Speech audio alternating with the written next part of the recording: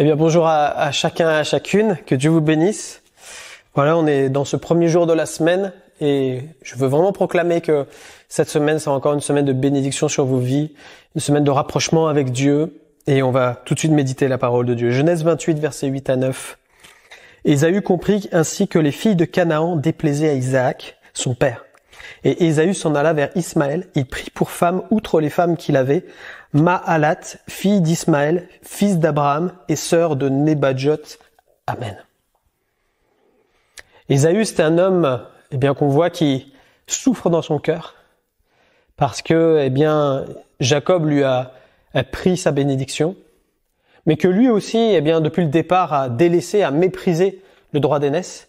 Mais dans son cœur, il y a cet esprit de vengeance. Et j'aimerais parler de cela aujourd'hui et m'adresser à toi particulièrement, qui peut-être souffre de la même chose que lui. C'est-à-dire, tu es en train de développer dans ton cœur une haine profonde et un désir, de justice et de te faire justice toi-même, parce que c'est ça la vengeance. La vengeance prend sa racine ou sa source dans le fait qu'on a subi une injustice et que cette injustice, cette blessure n'a pas été traitée ou qu'on n'a pas permis qu'elle soit traitée. Et donc on va développer un ruminement intérieur avec des pensées noires, ténébreuses et qui vont petit à petit se transformer en haine. Et parfois ça peut aller très loin, ce genre de pensée. Ça peut être quelque chose où on va faire du mal à la personne, mais faire du mal jusqu'à des points parfois très extrêmes et de non-retour. Pardon. Il y a quelques temps de cela, on a appris, pas très loin de chez nous, que dans le village à côté, il y a malheureusement un homme qui a tué ses 3 petites filles et qui s'est donné aussi lui-même la mort. Pourquoi ? Parce qu'il était en instance de divorce, qu'il était en dispute avec son épouse. Et dans sa folie, il a dit, ni elle ni moi ne jouiront de nos enfants. Il y avait cet esprit de vengeance dans son cœur, de dire je vais faire du mal à mon épouse et je ne veux pas qu'elle profite de nos enfants. Et il a fait ce geste extrême et irréparable. Arriver jusqu'à ce point-là, ça ne se fait pas du jour au lendemain. Ça prend du temps. On ne sait pas ce qui s'est passé au sein de ce couple. Mais quand on voit parfois le divorce dans un couple, et quand on voit les mots qui sortent des bouches, alors qu'avant c'était l'amour, c'était mon chéri, ma chérie, et du jour au lendemain c'est celle-là, celui-là, et qu'on commence à dénigrer, à mépriser, à parler mal de son conjoint, à dire des choses, on souligne tout ce qui était avant ne passait pour rien, ça devient des choses aujourd'hui qu'on souligne en disant c'est très négatif, il est comme ceci, elle est comme cela, et puis on va divorcer, et puis au jour du divorce, on essaye de faire un divorce à l'amiable, mais en fait il n'y a pas d'amiable, on essaye de prendre le maximum de l'autre pour dire je vais te faire du mal parfois. Ça arrive. Il y a parfois des divorces qui se passent bien dans le sens, il n'y a pas de vrai bon divorce, mais il y a des divorces parfois où on essaye d'arranger les choses pour pas qu'il y ait trop de secousses. Mais parfois, ça devient une guerre.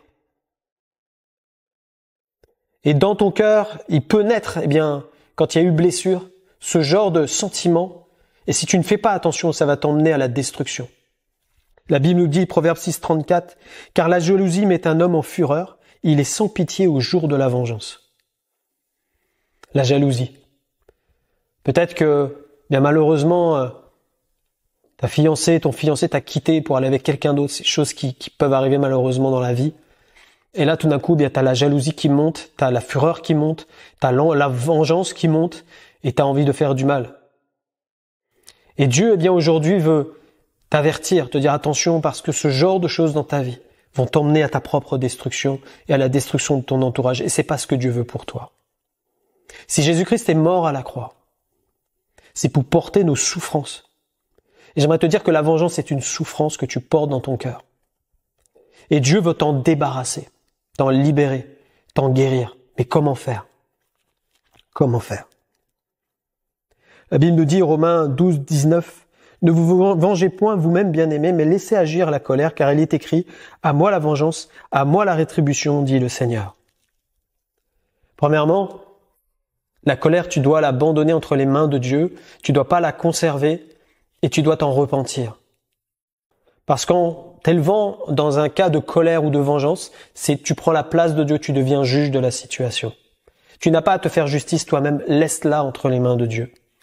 Mais toi, tu as besoin de guérison intérieure. Comment faire?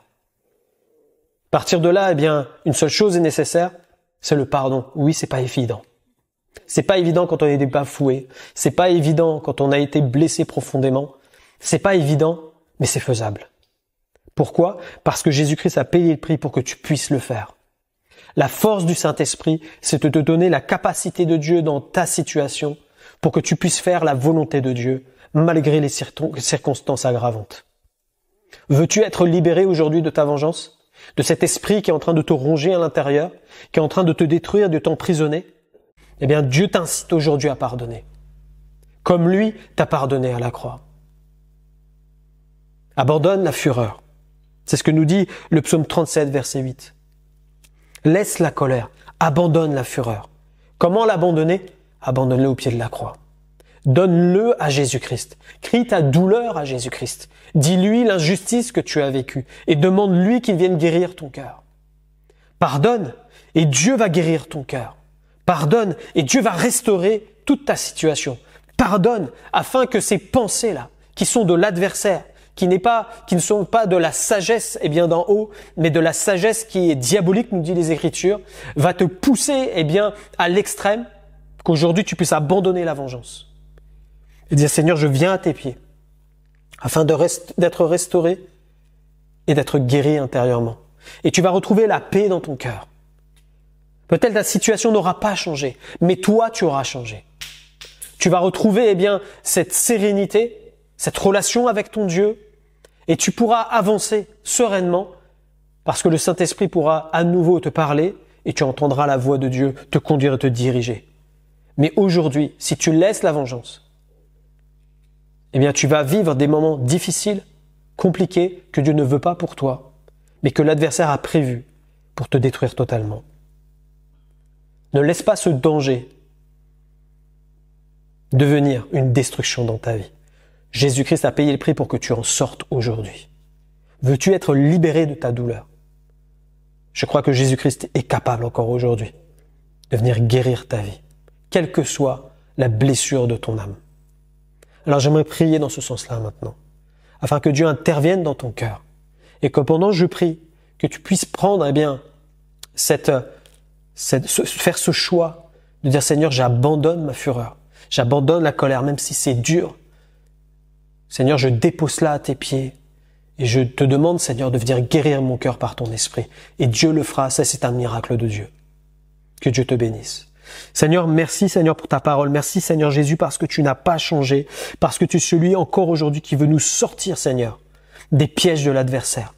Seigneur, je prie pour tous ceux qui sont liés aujourd'hui par de la vengeance dans leur cœur, par un esprit de colère, par de la fureur. Seigneur mon Dieu, par des choses qui sont venues à travers les blessures et qui les emmènent à ruminer. Seigneur, à préparer des plans même machiavéliques en ce moment. Seigneur, je prie pour qu'ils soient arrêtés, pour qu'ils soient éclairés. Seigneur, je prie pour que l'œuvre de ton esprit se fasse dans leur cœur. Seigneur, que le pardon, Seigneur, immerge, Seigneur, au milieu, Seigneur, de toutes ces pensées. Un vrai pardon profond, authentique. Seigneur, je prie, Père, pour tous ceux et celles qui sont en train de demander pardon maintenant. Je prie, Père, pour qu'ils soient restaurés dans le nom de Jésus. Qu'il y ait l'œuvre du Saint-Esprit qui vienne les débarrasser, qui vienne les guérir, Seigneur. Et que ce qui est purulent dans leur cœur maintenant soit purifié dans le nom de Jésus. Merci, Seigneur, de libérer, Seigneur, tous ceux qui entendent ce message aujourd'hui et qui ont besoin d'un renouveau spirituel. Merci, Seigneur. Gloire à toi, Jésus. Amen. Que Dieu te bénisse. On se retrouve demain.